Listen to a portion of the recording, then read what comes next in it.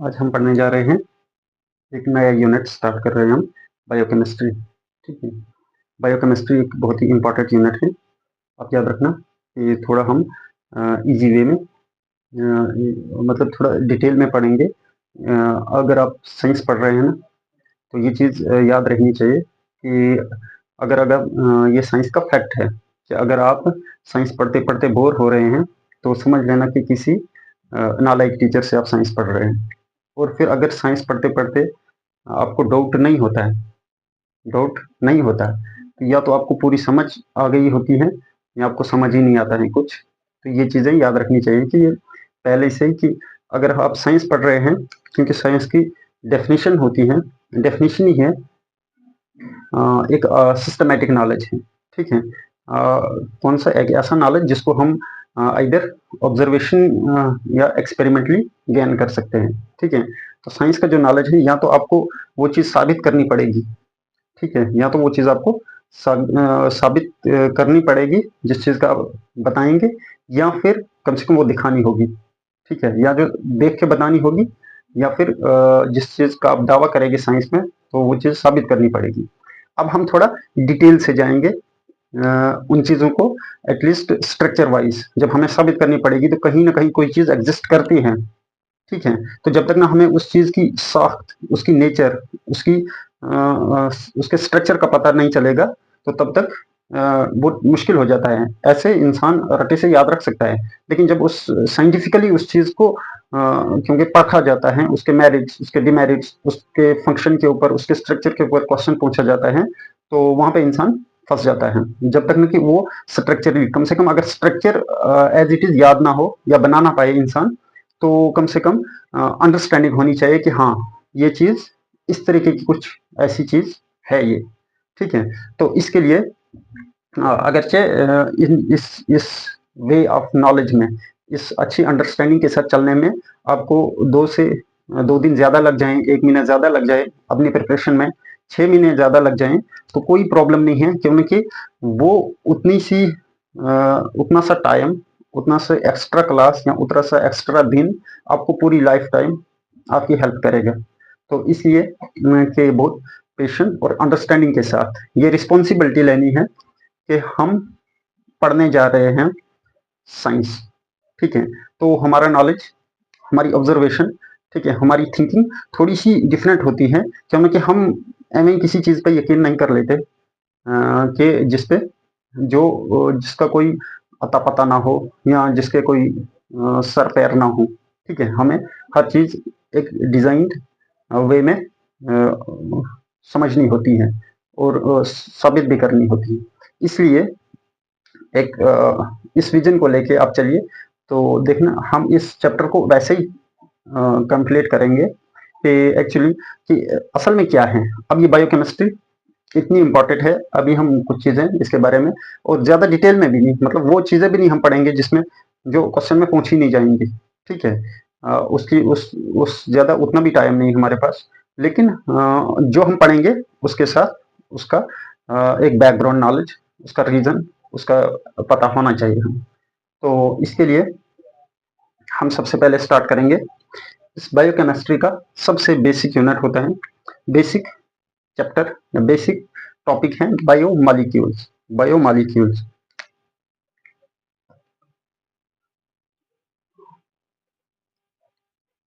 Biomolecules.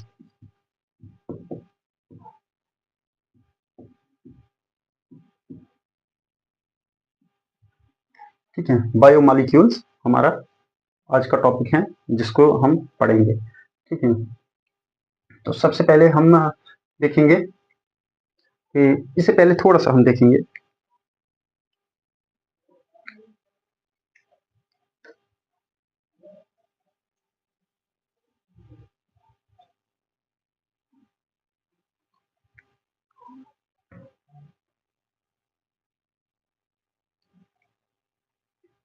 हम देखते हैं, हमने बताया कि क्या है, हम इस यूनिवर्स में जो भी चीज़ें हम देखते हैं, लेकिन हम बायोलॉजी पढ़ रहे हैं, तो हमें हर हर बात लिविंग के अकॉर्डिंग करनी है। हम हर एक जिस बात को डिस्कस करेंगे, तो वो लिविंग थिंग के लिए, या लिविंग होगी या लिविंग लिविंग नेचर वाली होगी, ठीक है। उसी चीज को हम पढ़ेंगे, क्योंकि हम हमारा सब्जेक्ट बायोलॉजी है।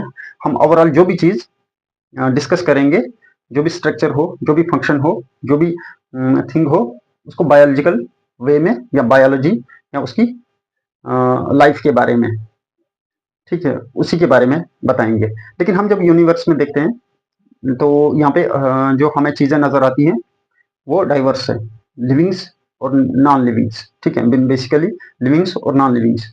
तो अगर हम बात करेंगे लिविंग थिंग्स की, तो ये कहते हैं कि ऑल लिविंग ऑर्गेनिज्म जो है, ऑल लिविंग ऑर्गेनिजम्स, हम लिविंग्स की बात कर रहे हैं, मीन्स लिविंग ऑर्गेनिज्म, और ऑर्गेनिज्म हम लिविंग चीज को ही कहेंगे, ठीक है। तो ये बता रहे हैं all living organism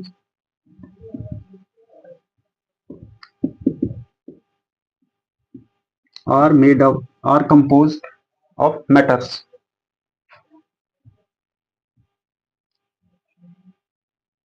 composed composed means जमा बने हैं, ठीक है, मैटर के जमा होने से बने हैं।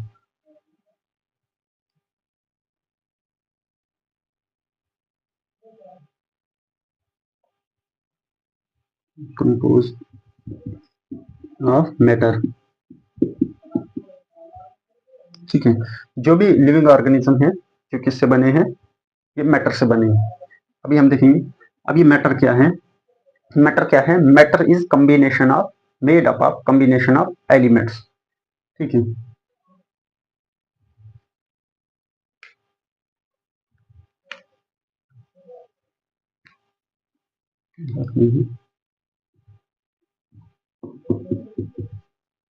मैटर क्या है? Matter is made up of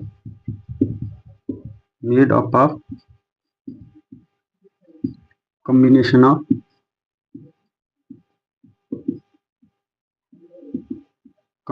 of elements,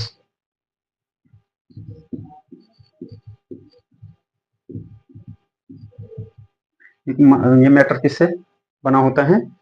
ये एलिमेंट्स के कॉम्बिनेशन, कंबाइन होने से बना है। अब क्या है, थोड़ी सी, अब जो सबसे छोटी यूनिट है, स्मॉलेस्ट पार्टिकल ऑफ मैटर, ठीक है, ये कुछ कंबाइंड एलिमेंट से बना है मैटर, ठीक है। हमने बोला जितनी भी बड़ी बड़ी चीजें आपको दिख रही हैं, तो ये जी मैटर से बनी है। ये कुछ मैटर क्या है, कोई मटेरियल है, ठीक है, मैटर एक मटेरियल है। तो मटेरियल किससे बना है, ठीक है। तो बता रहा है कि ये मैटर एक कॉम्बिनेशन ऑफ एलिमेंट्स की कॉम्बिनेशन से बना है, इसमें एलिमेंट जुड़े हैं। तो अब ये बता रहा है the smallest particle of matter. अब ये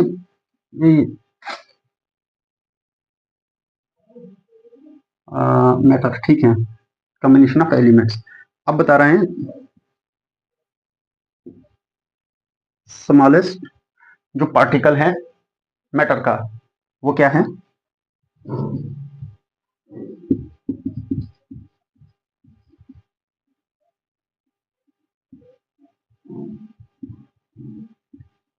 मैटर इज एटम, इज लिख लो एटम, ठीक है। अब ये मैटर किससे बना है? ये एलिमेंट, मैटर तो एलिमेंट से बना है।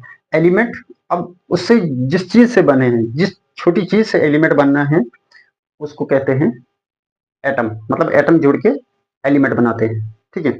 अब ये एलिमेंट क्या है? ये एलिमेंट हमने आपने ये एलिमेंट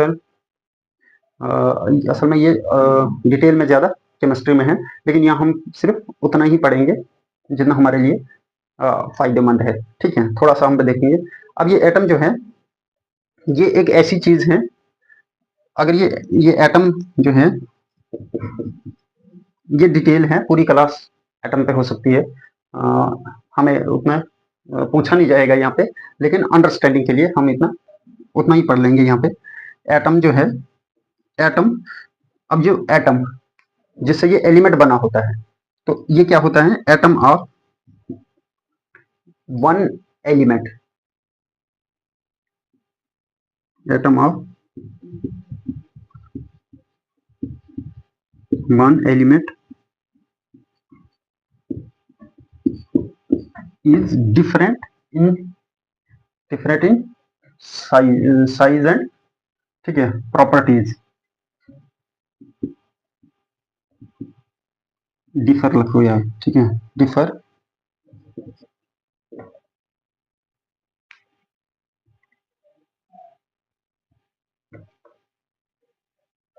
इन साइज मास रख लो यार, different in size and mass, properties by default आ जाती है। Mass atom of one element is different in size and mass to the atom of other element, ठीक है।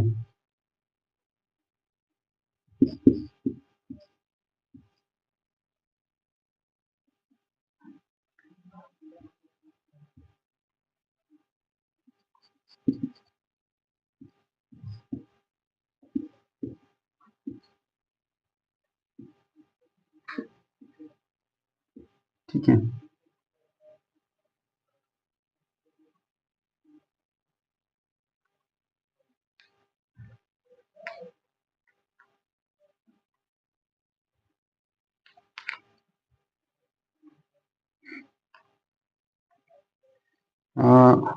atom, the element of atom is the atom of one element is different in size and mass, असल में from the element मतलब दूसरे से, ठीक है, size and mass from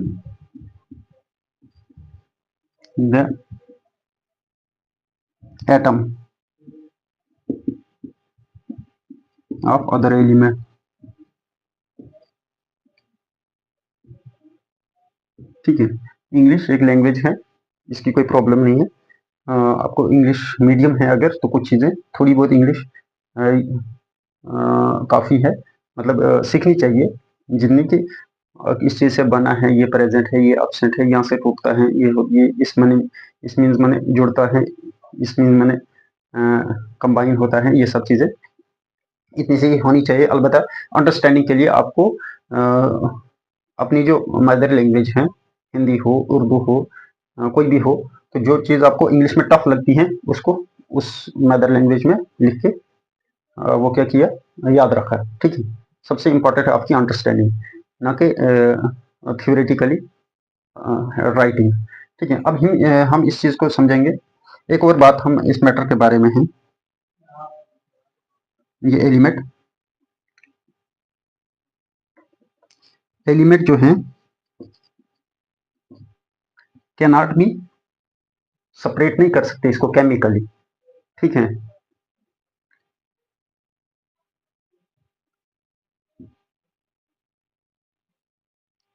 can not be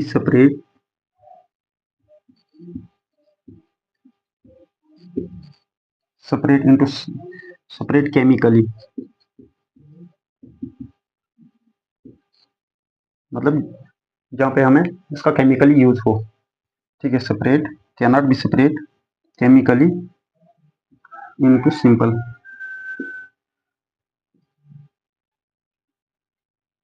into simpler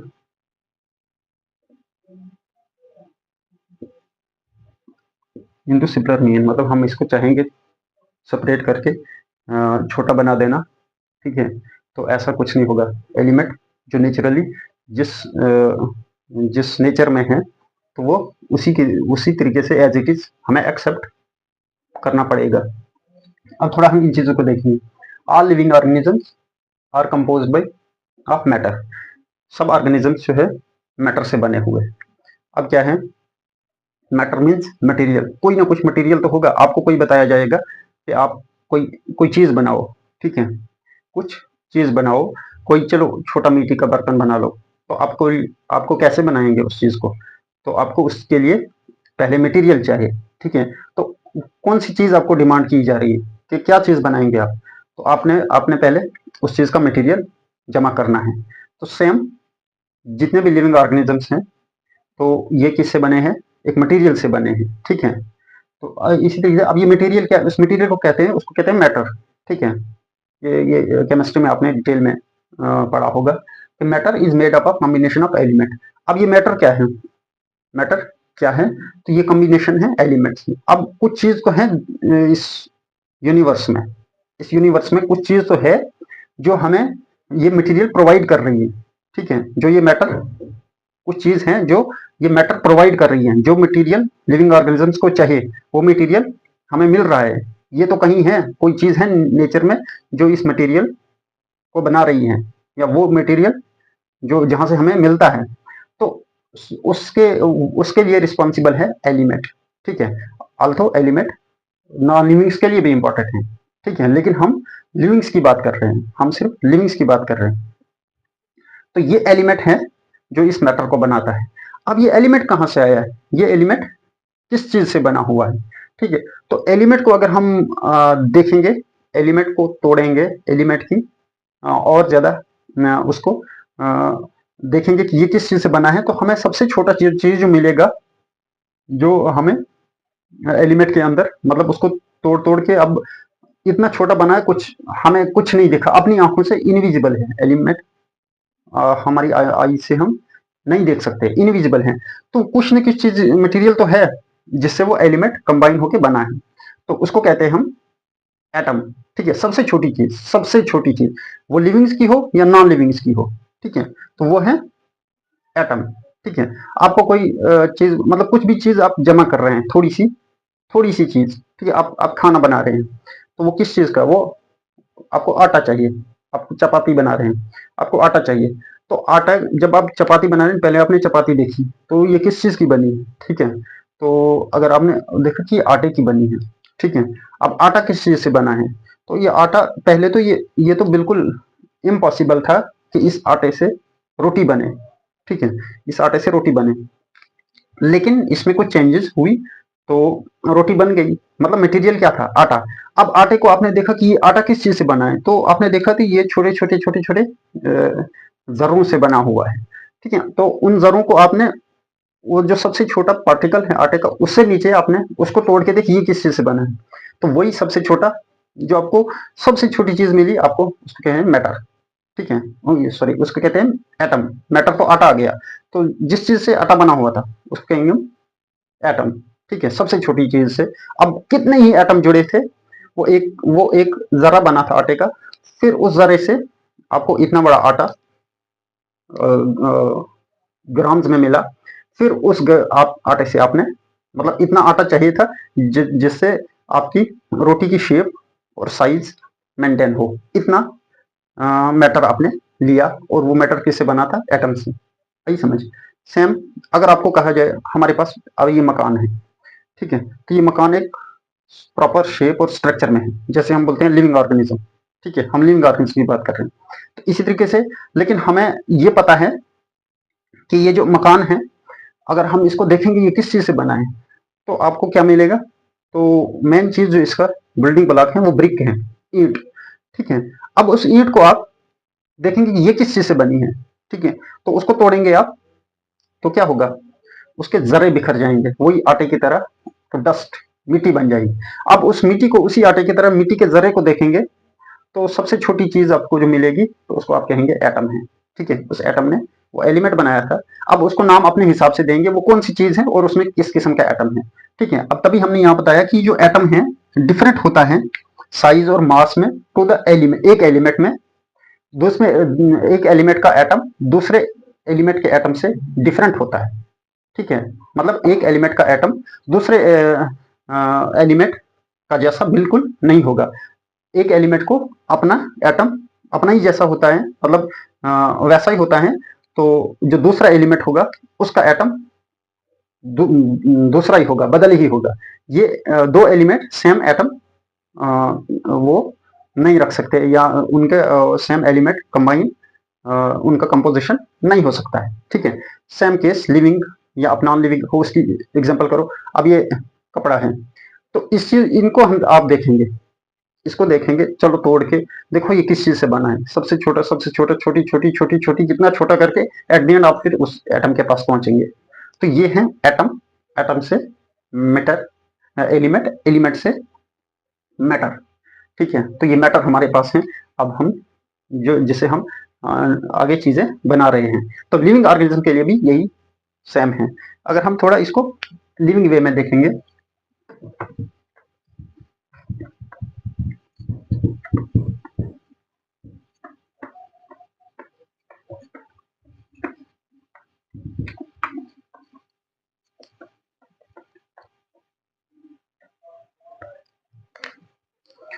हमने बता दिया ये है एटम।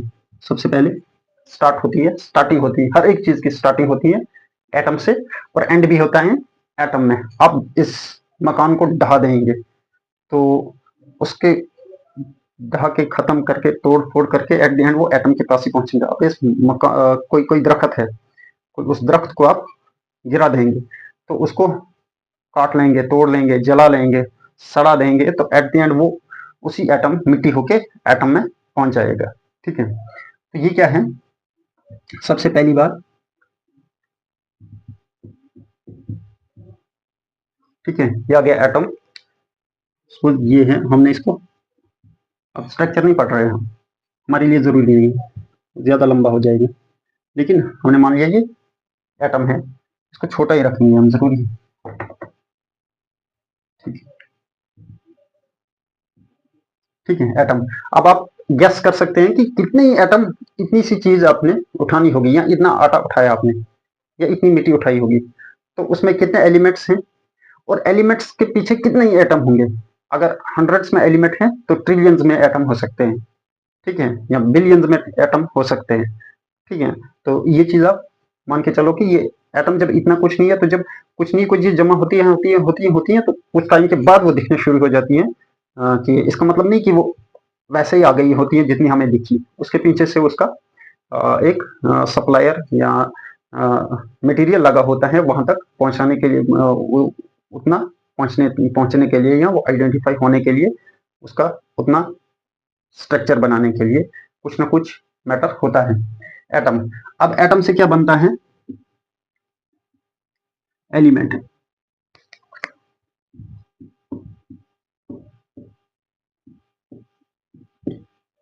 ठीक है, अब ये एलिमेंट बन गया। ठीक है, ये मैं एटम था, तो दो एटम मिलके बन गए एलिमेंट, कंबाइन होके, सॉरी, ये एलिमेंट हमने मान लिया। जितने भी होंगे, जिस चीज की आप बात करेंगे उसी हिसाब से लेना। ये आ गया एलिमेंट, हम वैसे क्यों नहीं लिखें।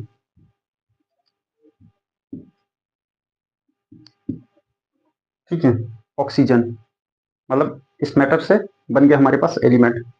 ठीक है, एलिमेंट से आगे बनता है मॉलिक्यूल। जब एलिमेंट कंबाइन होते हैं तो वो बनाते हैं मॉलिक्यूल।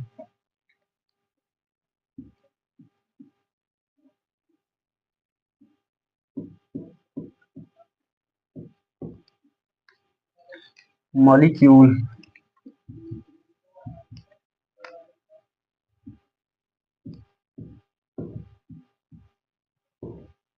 ठीक है, तो मॉलिक्यूल क्या है, हमने मान लिया। ठीक है, H2O। अब ये मॉलिक्यूल स्मॉल भी हो सकता है, लार्ज भी हो सकता है, स्मॉल भी हो सकता है या लार्ज भी हो सकता है। अभी हमने बायोमॉलिक्यूल पढ़ना है, उस हिसाब से हम फिर वहां पे हम डिस्कस कर लेंगे ये मॉलिक्यूल। अब मॉलिक्यूल से आगे क्या बनता है,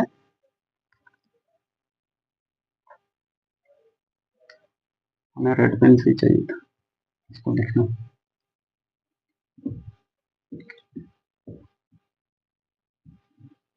ठीक है, मॉलिक्यूल। अब ये बहुत सारे एटम मिलके ने एलिमेंट बनाया, बहुत सारे एलिमेंट्स ने मिलके मॉलिक्यूल बनाया। ठीक है, मतलब एक से ज्यादा। अब ये यहाँ पे तीन एलिमेंट मिलके एक मॉलिक्यूल बनाए। अब ये 100 भी हो सकते हैं, कितने भी हो सकते हैं, आप ऐसे देख लेना। अब क्या है, एटम, एलिमेंट, मॉलिक्यूल। मॉलिक्यूल से आगे क्या जाएगा, अब स्मॉल भी हो सकते हैं, लार्ज भी हो सकते हैं, हम वहां पे पढ़ेंगे, लेकिन याद रखना। अब लिविंग्स की बात हम कर रहे हैं, लिविंग्स की बात कर रहे हैं। तो मॉलिक्यूल से आगे बनेगा ऑर्गेनली।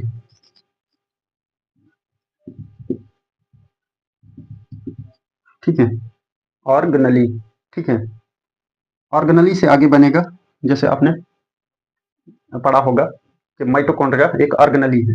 लेकिन पहले सबसे जो पहली लिविंग वर्ड थी, सबसे पहले माइटोकॉन्ड्रिया आया था, क्योंकि इसको इसके पास कैपेबिलिटी है कि वो ऑक्सीजन प्रोड्यूस करता है। इसके पास अपना डीएनए है, माइटोकॉन्ड्रिया के पास अपने राइबोसोम्स हैं, प्रोटीन्स हैं, तो ये आ जाता है ऑर्गेनली।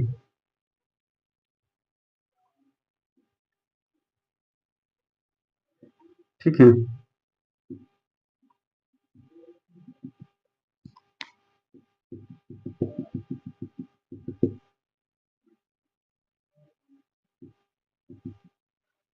ये आ गया ऑर्गेनली। ऑर्गेनली के बाद क्या होता है, ऑर्गेनली से आगे बनता है सेल।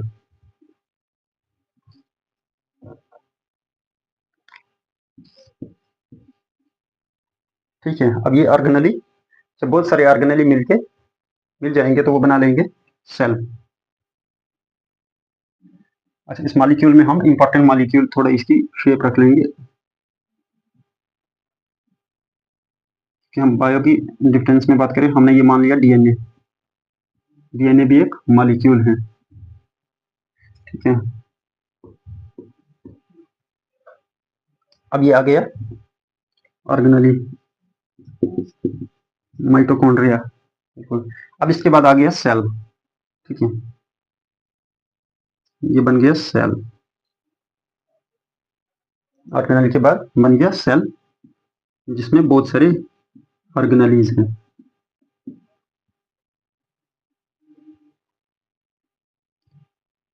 ठीक है, ये एलिमेंट सेल के बाद आ गया। चलो हम पहले इसको कर लें।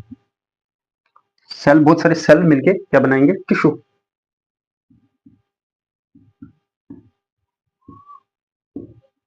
ठीक है, टिश्यू। टिश्यू कैसे होगा,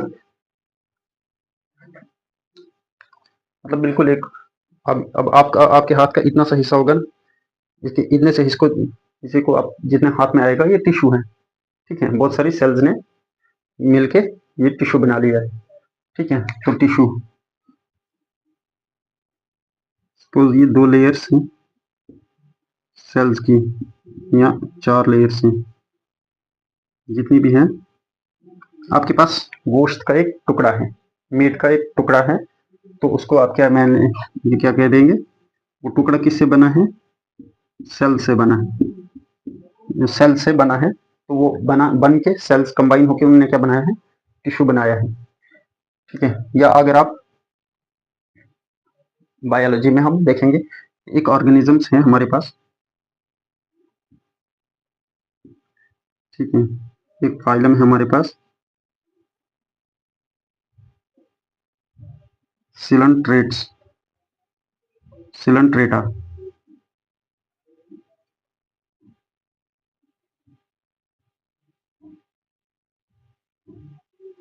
ठीक है, तो ये है हाइड्रा। तो ये सिर्फ मस्कुलर या टिश्यू जैसे होते हैं, टिश्यू जितने होते हैं। अब ये कैसे टिश्यू जितने हम बताएंगे, ये उस फाइलम की बात है। लेकिन इतना याद रख लो कि इसके पास कोई ऐसा ऑर्गन नहीं होता है, सिर्फ टिश्यू लेडर लाइक होता है, मस्कुलर। सेल के बाद टिश्यू, टिश्यू के बाद आ जाएगा ऑर्गन। ठीक है, ठीक है, बहुत सारे टिश्यू मिलके क्या बनाएंगे, ऑर्गन बना लेंगे। सपोज ये है,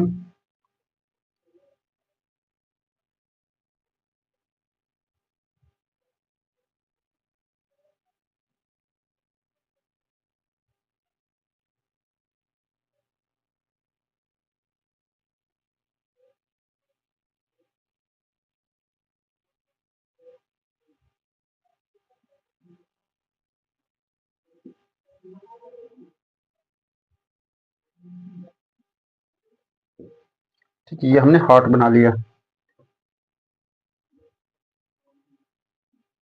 तो ये बन गया, ये क्या है, ऑर्गन है,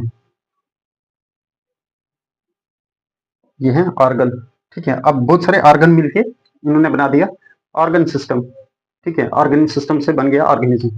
अब बहुत सारे ऑर्गन्स ने मिला के बना दिया ऑर्गेनिज्म।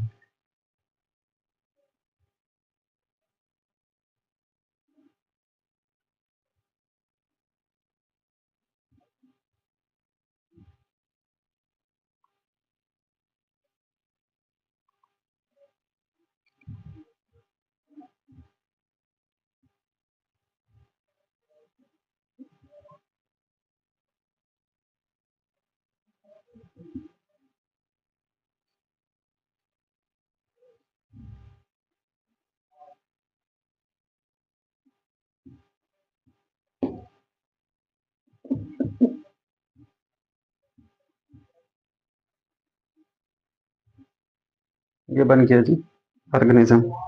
ठीक है, तो ये सब चीजें हैं, ये कहाँ से स्टार्टिंग होती है, एलिमेंट्स, बहुत सारे एलिमेंट्स कंबाइन होके बहुत सारे एटम कंबाइन हो जाएंगे तो वो एलिमेंट बना लेंगे, फिर बहुत सारे एलिमेंट कंबाइन होके तो वो मॉलिक्यूल बनाएंगे।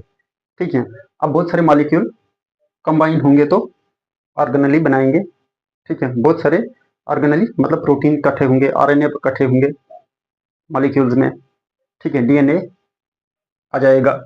ठीक है, फिर बहुत सारे मॉलिक्यूल जैसे लिपिड्स आ जाएंगे। ठीक है, प्लाज्मा मेम्ब्रेन बना लेंगे। तो इस तरीके से वो सब चीजें जमा होकर क्या बना लेंगे, ऑर्गेनली बना लेंगे।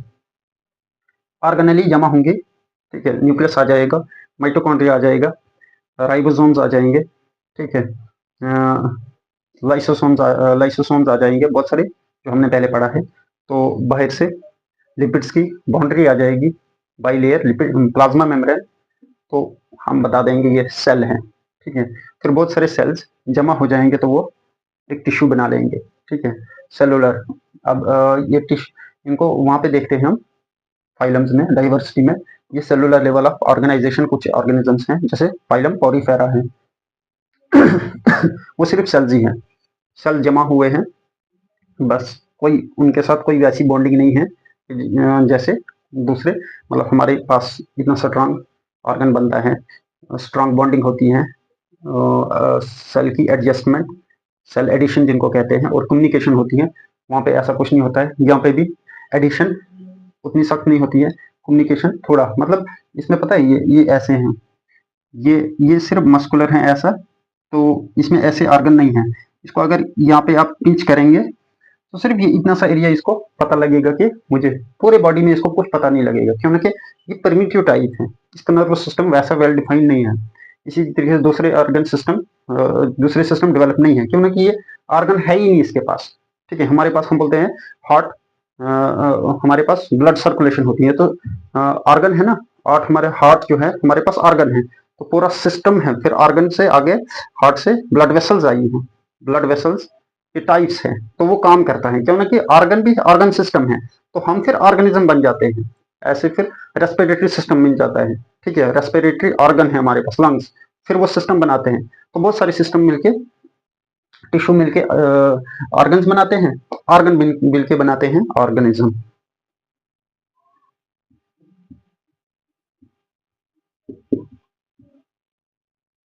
ठीक है, ये ऑर्गेनिज्म ऑर्गेनिज्म बन गया।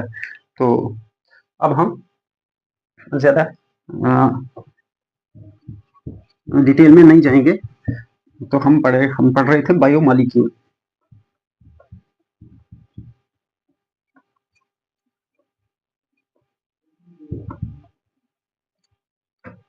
अब क्या है ये बायोमॉलिक्यूल,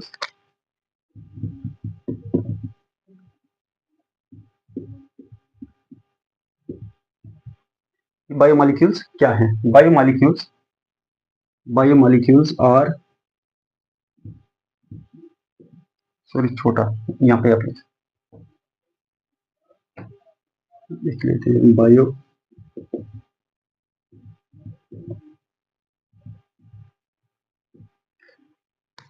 बायोमॉलिक्यूल्स और carbon based organic molecules.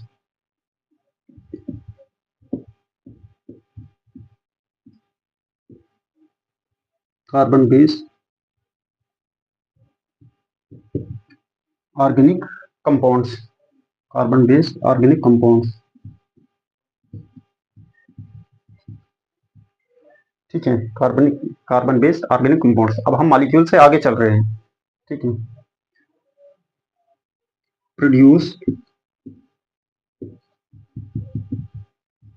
Produced in living organism.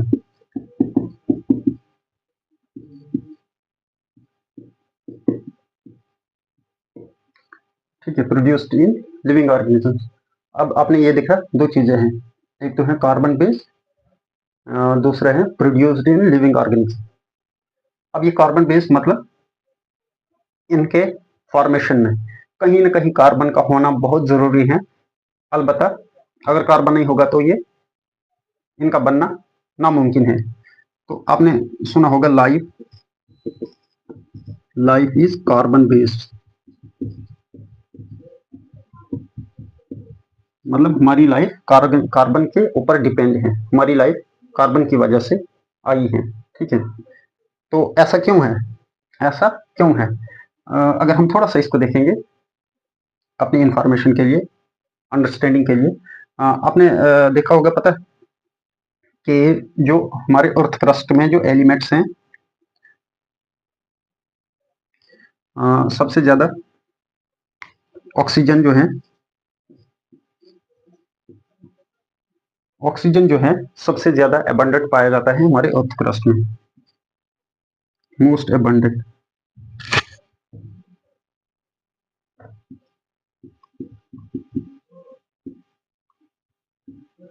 Abundant element found in earth crust.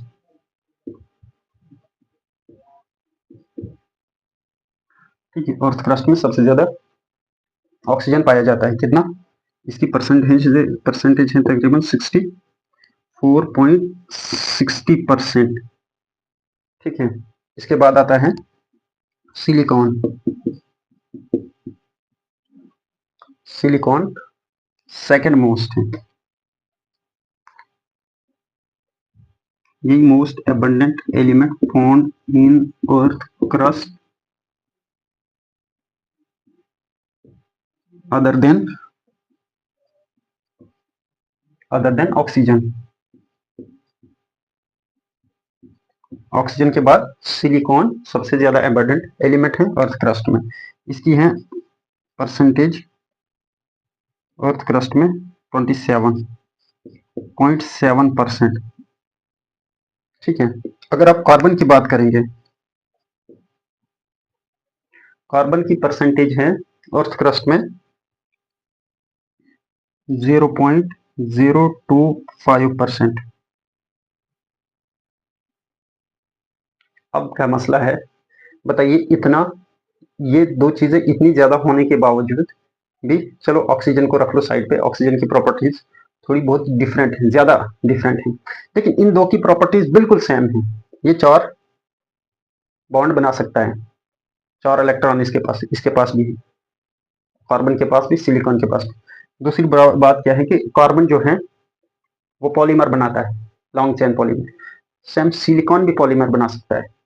ठीक है, लेकिन ऐसा क्या हुआ, ये इतना अर्थ क्रस्ट में इतना एबंडेंट होने के बावजूद ये क्यों नहीं सिलेक्ट किया गया, मतलब ये क्यों नहीं लिविंग ऑर्गेनिज्म में सिलिकॉन बेस्ड क्यों नहीं, लाइफ क्यों नहीं सिलिकॉन बेस्ड आई?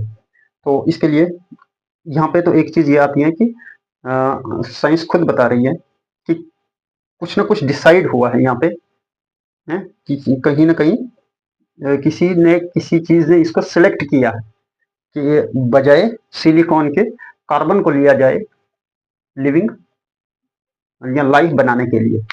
अब इसमें कुछ ड्रॉबैक्स हैं, क्योंकि इसका जो बॉन्ड है वैसा स्टेबल नहीं रहता है। इसका सिलिकॉन का सिंगल बॉन्ड ये ज्यादा स्टेबल, उतना स्टेबल नहीं रह सकता है जितना carbon carbon single bond stable रहता है। ठीक है, इसका जो सिलिकॉन का जो ये मल्टीपल बॉन्ड नहीं बना सकता है, सिलिकॉन मल्टीपल बॉन्ड नहीं बना सकता है। Silicon can't form multiple bond.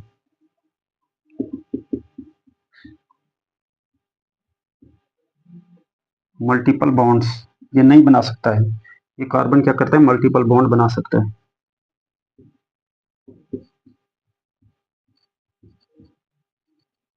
ठीक है, बहुत सारी है चीजें हो सकती हैं इसके अलावा। अब क्या है कि जब ये मल्टीपल बॉन्ड बनाते हैं ना, ये जो है इसका जो मल्टीपल बॉन्ड स्टेबिलिटी जो है, इसकी स्टेबिलिटी अच्छी होती है, लेकिन जो ही न्यूक्लियोफाइल आता है ये कार्बन अपना बॉन्ड उसको दे देता है। ठीक है, ये बॉन्ड छोड़ने के लिए तैयार नहीं होता है। अब कार्बन है हमारी प्रोटीन्स में, ठीक है, तो प्रोटीन ने फोल्ड होना है, अगर कार्बन ये नई शेप लेनी है, ठीक है, कार्बन बॉन्ड तोड़े ही ना, तो फिर क्या वो काम हो सकता है। ठीक है, बहुत सारी चीज़ों में आगे आप पढ़ेंगे इन्हीं मॉलिक्यूल्स में कि कार्बन का इतना ज़्यादा रोल है बॉन्डिंग में। तो अगर ये वो बॉन्ड दे ही ना, ठीक है, तो फिर वो काम हो सकता है, नहीं हो सकता है। तो ये भी एक डिमेरिट है, ड्रॉबैक है सिलिकॉन का। इसी तरीके से ये भी पॉलीमर बनाता है, ये भी पॉलीमर बनाता है, लेकिन इसका जो पॉलीमर होता है वो विस्कस टाइप होता है, विस्कस, वो स्टेबल पॉलीमर नहीं हो सकता है। ये कार्बन जो है स्टेबल पॉलीमर बनाता है। ठीक है, तो ये रीजन है। अब हमने